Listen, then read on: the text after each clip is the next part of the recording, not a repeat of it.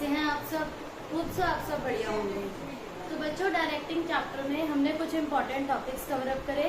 Leadership types का element है, communication barriers कराए मैंने आपको। आफ्टर दैट हमारा आज का टॉपिक है बच्चों मोटिवेशन। मोटिवेशन क्या है? डायरेक्टिंग में एक ऐसी फीलिंग है मोटिवेशन जिससे हम ऑर्गेनाइजेशन में किसी भी काम को करने के लिए मोटिवेट रहते हैं, एक्टिवेट रहते हैं, हम उस काम को करने के लिए परसुएडेड रहते हैं। मैनेजर्स ऑर्गेनाइजेशन में एक बहुत अच्छे प्लेस पर जो जॉब कर रहे हैं उनका ये सबसे पहला जो मेन ड्यूटी बनती है दैट इज कि वो मोटिवेट करें अपने low level middle level managers को, क्योंकि मोटिवेशन के बिना कोई भी काम पॉसिबल नहीं है। ये एक ऐसी इंटरनल फीलिंग है जो एक पर्सन को इंस्पायर करती है काम करने के लिए। ह्यूमन बिहेवियर ड्राइव करना, ह्यूमन को समझाना, उनको अपने अकॉर्डिंग कन्विंस करना, ये सब मोटिवेशन के मेथड्स हैं।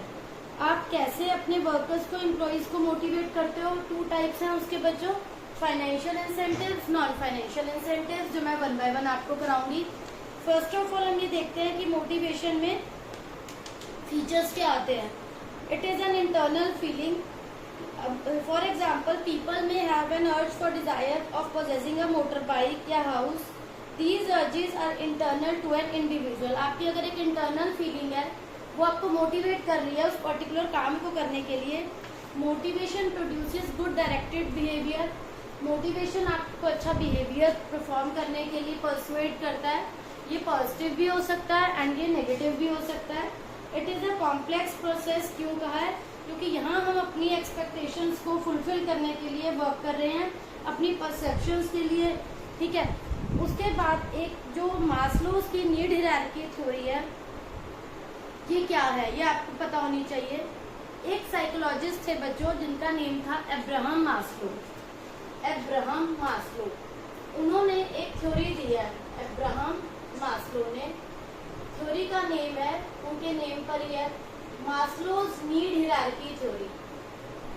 Maslow's need hierarchy theory of motivation. इसमें क्या है, उन्होंने ये बताया कि एक जो पर्सन है वो डिफरेंट नीड्स को फुलफिल करने के लिए वर्क परफॉर्म करता है। डिफरेंट नीड्स का मतलब यहाँ क्या है? सबसे पहले जो बेसिक आता है हमारा यहाँ पर, बेसिक जो नीड्स हैं इसको आप बोलोगे फिजियोलॉजिकल नीड्स। रोटी कपड़ा मकान वाली नीड्स जिसे हम बोलते हैं सिंपल लैंग्वेज में। एक कोई भी पर्सन जो काम कर रहा है वो अपनी फिजियोलॉजिकल नीड्स को सेटिस्फाई करने के लिए कर रहा है कि सबसे पहले उसे बेसिक नीड्स को फुलफिल करना है। उसे रोटी चाहिए, कपड़ा चाहिए, रहने के लिए घर चाहिए। इसके बाद आती है उसकी सेफ्टी नीड्स। सेकेंड लेवल पर आती है उस पर्सन की सेफ्टी नीड्स, कि अपनी प्रोटेक्शन चाहिए उसे। सेफ्टी नीड्स में हम क्या लेते हैं? मेडिक्लेम लेते हैं, पेंशन लेते हैं। यहाँ पर हाउस फूड की रिक्वायरमेंट होती है, क्लोथिंग की रिक्वायरमेंट है। सेफ्टी नीड्स में आप मेडिक्लेम कराते हैं, अपना इंश्योरेंस लेते हैं। उसके बाद आती है बच्चों बिलोंगिंग नीड्स। बिलोंगिंग नीड्स क्या होती हैं कि आप इकोनॉमी में, आप सोसाइटी में बिलोंगिंग नीड्स, अपने सोशल ग्रुप्स मेंटेन करते हैं, फ्रेंडली ग्रुप्स मेंटेन करते हैं, क्योंकि जब हम एक सोसाइटी में रह रहे हैं हमारा फ्रेंड सर्कल भी मैटर करता है। उसके बाद आती हैं एस्टीम नीड्स। अब ये एस्टीम नीड्स क्या है? लाइक कि आपने लाइफ में क्या अचीव करा, आप कहाँ स्टैंड कर रहे हैं, ये आपके जॉब टाइटल से रिलेटेड है कि आप किस स्टेज पर हैं, आप वर्किंग है, बिजनेस है आपका या प्रोफेशन है, जो भी है ये आपकी जॉब वर्क से रिलेटेड है। देन आता है आपका सेल्फ एक्चुअलाइजेशन नीड्स। यहाँ लास्ट में आता है self actualisation needs. Self actualisation needs क्या है कि हम अपने गोल्स को अचीव करने के लिए काम कर रहे हैं। स्टार्टिंग होती है आपकी फिजियोलॉजिकल नीड से, जहां हम रोटी कपड़ा मकान वाली नेसेसिटीज को फुलफिल करते हैं। उसके बाद इंश्योरेंस मेडिक्लेम का सोचते हैं, फ्रेंड सर्कल हमारा कैसा है, इकोनॉमी में हमारी जॉब कैसी है, and then is the self actualisation need, मतलब अचीवमेंट ऑफ गोल्स। तो लोगों का जो बिहेवियर है वो इन नीड्स पर डिपेंड करता है। पीपल नीड्स जो है वो हिरार्की, इसी एक हिरार्की को फॉलो करती है।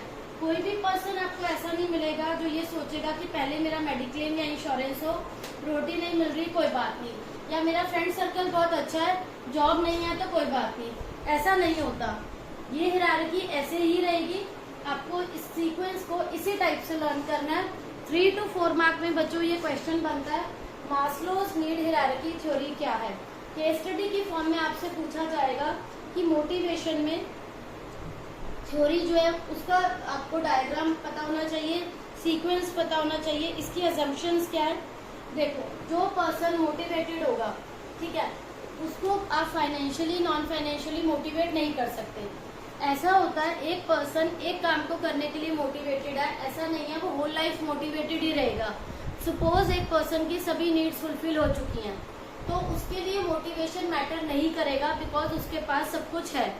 वो पर्सन मोटिवेट होगा जिसकी नीड्स फुलफिल नहीं हुई हैं, वेदर वो सोसाइटी वाइज है, वेदर वो एस्टीम नीड्स है। जिस पर्सन की एस्टीम नीड्स नहीं फुलफिल हुई वो उसके लिए जॉब करेगा, उसके लिए वर्क करेगा। जिस पर्सन की सेल्फ एक्चुअलाइजेशन नीड्स फुलफिल नहीं हुई वो उसके अकॉर्डिंग वर्क करेगा। तो मास्लोज हिरार्की थ्योरी जो है ये बहुत इंपॉर्टेंट है। ये मैनेजर्स की हेल्प करती है ये रियलाइज करने में कि एम्प्लॉय को जो है टाइमली जो है मोटिवेशन की नीड है। एवरी लेवल पर मोटिवेशन होना चाहिए। देन हमारे जो मोटिवेशन में आते हैं, 2 तरह के इंसेंटिव्स आते हैं जिससे हम एम्प्लॉयज को मोटिवेट कर सकते हैं। एक है फाइनेंशियल एंड अदर है नॉन फाइनेंशियल। फाइनेंशियल इंसेंटिव्स क्या हैं? फाइनेंशियल इंसेंटिव्स में आता है कि आप फाइनेंशियली कैसे वर्कर्स को मोटिवेट करते हैं। It refers to the incentives which are in direct monetary or in measurable terms. Financial incentives.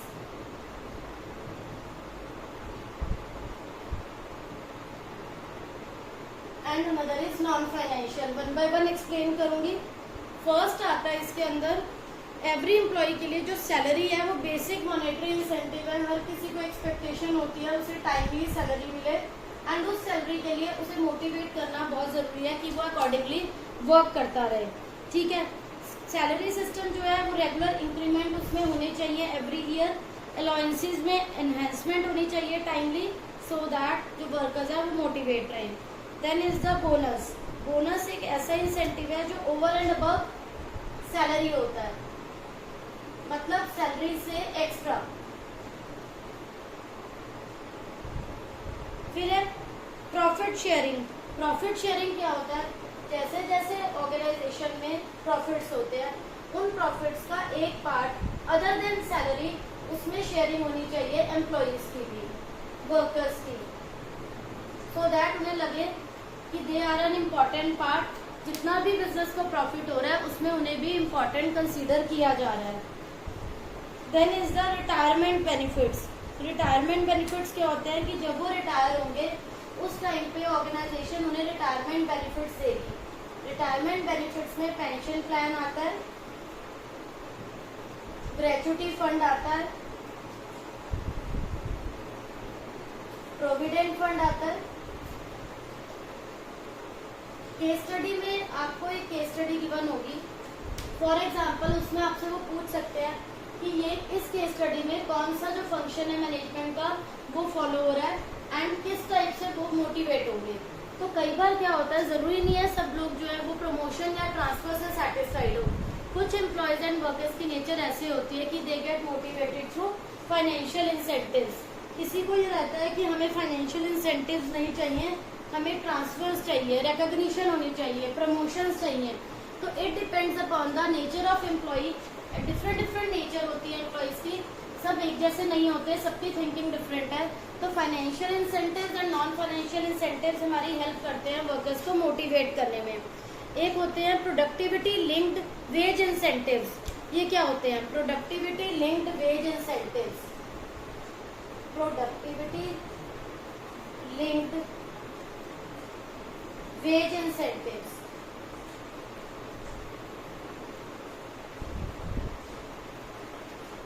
जैसे जैसे प्रोडक्शन इंक्रीज होता है एम्प्लॉयज के वेजेस भी इंक्रीज होने चाहिए।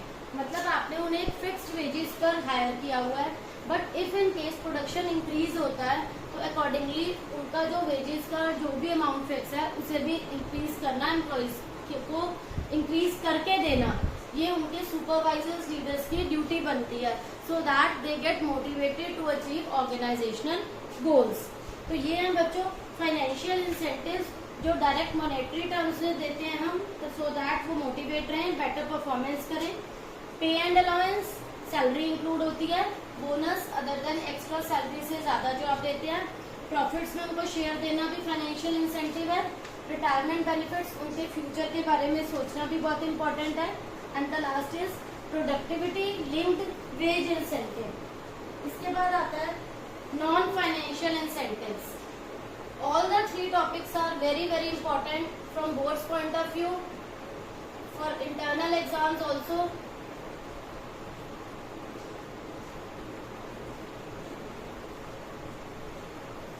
मास्लोज की थ्योरी पर क्वेश्चन आता है इंडिविजुअल 3 to 4 मार्क्स पे। मास्लो ने जो बताया कि उसे मोटिवेशन में कैसे आप कर सकते हो एम्प्लॉइज को कि वो अपनी नीड्स को इस टाइप से फुलफिल करे, तो ये इंडिविजुअल क्वेश्चन सेपरेट आता है। फाइनेंशियल इंसेंटिव्स पर सेपरेट क्वेश्चन, फाइनेंशियल और नॉन फाइनेंशियल इधर दोनों में से कोई भी एक। अब नॉन फाइनेंशियल इंसेंटिव्स में क्या होता है, यहाँ पर आएंगी psychological, social and emotional factors जो है वो भी मोटिवेशन करते हैं। सोशल फैक्टर्स, इमोशनल, साइकोलॉजिकल, ये सब क्या है नॉन फाइनेंशियल इंसेंटिव्स, जो एम्प्लॉइज इस टाइप से हैं जिन्हें बिलोंगिंग नीड्स चाहिए या एस्टीम नीड्स, ठीक है। अब यहाँ पर क्या होता है, employee recognition programme should be there. ये कैसे प्रोग्राम्स हैं, वर्कर्स को मोटिवेट करने के लिए एक टाइप है ये कि आप एक मीटिंग बुलाएं या एक प्रोग्राम ऑर्गेनाइज करें ऑर्गेनाइजेशन जिसमें एम्प्लॉइज को रिकॉग्निशन मिले, so that they get motivated to achieve organisation goal. Recognition means यहाँ पर आप एक्नॉलेजमेंट दे रहे हैं with a show of appreciation, with showing appreciation, आप उनकी तारीफ कर रहे हैं, आप उनकी प्रेज कर रहे हैं, जिससे उनको पहचान मिल रही है सब लोगों के बीच में, तो इससे उनको अच्छा फील होता है।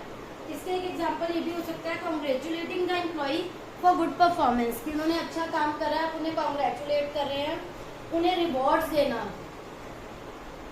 रिवॉर्ड्स गिविंग, ये भी एक वे है मोटिवेट करने का। देन अगर आप उन्हें T shirts, complimentary T shirt gift कर रहे हैं, पेन गिफ्ट कर रहे हैं, तो ये भी क्या है एक टाइप का रिवॉर्ड है। Then is the job security. सभी एम्प्लॉयज को क्या लगता है कि हमारे पास फ्यूचर में जॉब की सिक्योरिटी नहीं है, तो अगर फर्म या ऑर्गेनाइजेशन मैनेजर्स उन्हें प्रॉमिस करते हैं कि दे आर सिक्योर्ड, उनकी जॉब सिक्योर्ड है, उन्हें टेंशन लेने की जरूरत नहीं है, स्टेबिलिटी रहेगी उनकी फ्यूचर इनकम में एंड वर्क में, सो दैट उन्हें ये ना लगे उन्हें एनी टाइम उन्हें रिमूव किया जा सकता है ऑर्गेनाइजेशन से, कभी भी हटा देंगे, ठीक है। तो एम्प्लॉइज की जॉब सिक्योरिटी होना अपने आप में उन्हें मोटिवेट करता है कि वो ऑर्गेनाइजेशन को अपना समझ के काम करेंगे, अदरवाइज उनके माइंड में ऑल द टाइम उन्हें लगेगा कि ये हमें कभी भी हटा सकते हैं, तो वो हाईली मोटिवेटेड होकर काम नहीं करते। तो एम्प्लॉइज की जॉब सिक्योरिटी होना बहुत जरूरी है।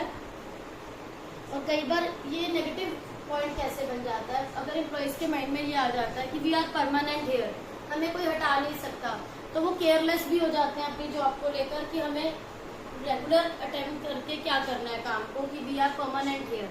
तो इस बात का भी ध्यान रखना बहुत जरूरी है। Then is the career advancement opportunities. Managers को ऐसी अपॉर्चुनिटीज एम्प्लॉइज को प्रोवाइड करनी चाहिए जिससे वो हायर लेवल जॉब्स के लिए अप्लाई करें, उनकी स्किल्स डेवलप हो। तो ये मैनेजर को ध्यान रखना चाहिए कि उन्हें कैरियर एडवांसमेंट अपॉर्चुनिटीज प्रोवाइड करना। कैरियर एडवांसमेंट, जिस लेवल पर वो ऑलरेडी काम कर रहे हैं उससे हायर लेवल के स्किल्स सिखाना, हायर लेवल की जॉब्स प्रोवाइड करना, उन पर ट्रस्ट करना, स्किल्स सिखाना, ये मैनेजर की ड्यूटी बनती है। इससे भी एम्प्लॉयज जो है मोटिवेट होते हैं। इसके अंदर आता है skill development programmes, promotion policy programmes, जिससे कि एम्प्लॉयज जो है मोटिवेट रहते हैं कि उन्हें प्रमोशन मिलेगी, हायर लेवल पर जॉब मिल सकती है। Then is the status. Organisation में स्टेटस का मतलब होता है रैंकिंग ऑफ पोजीशन।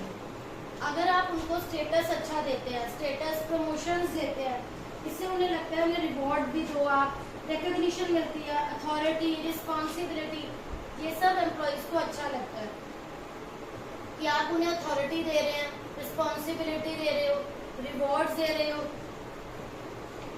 उनकी जो रैंकिंग है ऑर्गेनाइजेशन में वो अच्छी हो रही है। इससे उनकी जो है साइकोलॉजिकल, सोशल, एस्टीम नीड्स जो हैं वो फुलफिल होती हैं जब हम उन्हें एक स्टेटस प्रोवाइड करते हैं। They get highly motivated than कि आपने उन्हें अथॉरिटीज भी दी हैं, रिवॉर्ड्स भी दिए हैं। देन एक पॉइंट आता है employ participation. They get very much highly satisfied जब उनको पार्टिसिपेशन मिलता है in all the activities of organisation. उन्हें ये लगता है कि they are an important idea, उन्हें डिसीजन मेकिंग में इन्वॉल्व किया जा रहा है। डिसीजन मेकिंग जब भी होती है फॉर्म में, अगर एम्प्लॉयज को उसमें पार्टिसिपेशन मिलता है तो they get highly satisfied with this. Fifth is employees participation. Skills को डेवलप करना हाई लेवल की जॉब के लिए, because organisation knows very well कि अगर हम बाहर से एम्प्लॉयज को हायर करेंगे उन्हें हमें ज्यादा सैलरी देनी पड़ेगी। बट अगर एक एम्प्लॉय ऑलरेडी यहाँ जॉब कर रहा है, he is already aware with the, उसे सब रूल्स, पॉलिसीज, रूल रेगुलेशंस का पता है, उसे जीरो से नहीं सिखाना पड़ेगा। उसकी स्किल्स को इम्प्रूव करना it's quite easier in comparison to अगर हम बाहर से हायर करते हैं, बिकॉज वो ऑलरेडी आपकी फर्म के रूल्स रेगुलेशन से अवेयर है। तो यहाँ उसको ज्यादा प्रॉब्लम नहीं होगी, यहाँ उसकी कैरियर की भी एडवांसमेंट होगी।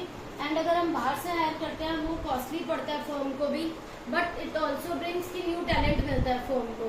तो ये फर्म को सोचना चाहिए एम्प्लॉयज के फ्यूचर के बारे में कि इससे उनकी ग्रोथ होगी।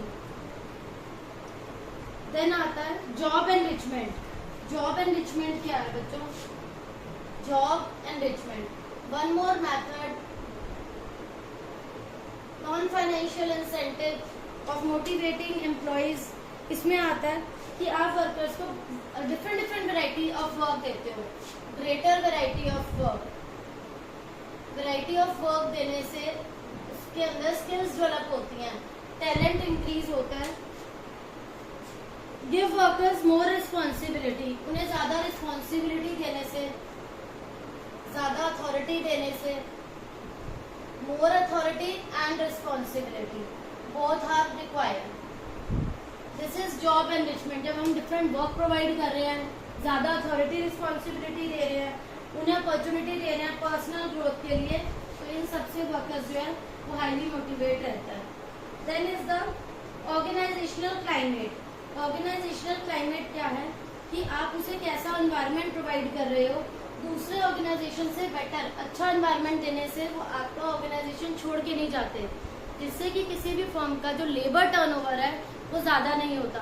किसी भी ऑर्गेनाइजेशन का लेबर टर्नओवर ज्यादा होना it is not considered good, कि आप एक एम्प्लॉयज को निकाल रहे हैं, दूसरे आप वहाँ पर उनको और न्यू एम्प्लॉयज की रिक्रूटमेंट करने का सोच रहे हैं। आप उन्हें अगेन जीरो से ट्रेन करेंगे, उन्हें स्किल्स देंगे, रूल्स समझाएंगे। बेटर कि जो ऑलरेडी वर्किंग है आप उनको अच्छा एनवायरनमेंट दो, सो दैट उन्हें लगे कि हमें ऑर्गेनाइजेशन को लीव नहीं करना, यहीं पे हम सेटिस्फाइड है, यहाँ का एनवायरनमेंट साउंड है। This is organisational climate. तो बच्चों these are some methods of motivation, जिसमें फाइनेंशियल भी पढ़े हमने एंड नॉन फाइनेंशियल भी कवर करे। इससे आप ऑर्गेनाइजेशन में वर्कर्स को मोटिवेट कर सकते हो। These are very important methods. Maslow's need hierarchy theory is also important. तो आपको इन सभी टॉपिक्स को अच्छे से थॉरली पढ़ना है। आप इनका स्क्रीनशॉट ले सकते हो एंड होप सो बच्चों आपको ये सभी टॉपिक्स अच्छे से समझ आ गए होंगे, कोई डाउट नहीं होगा। Still you are having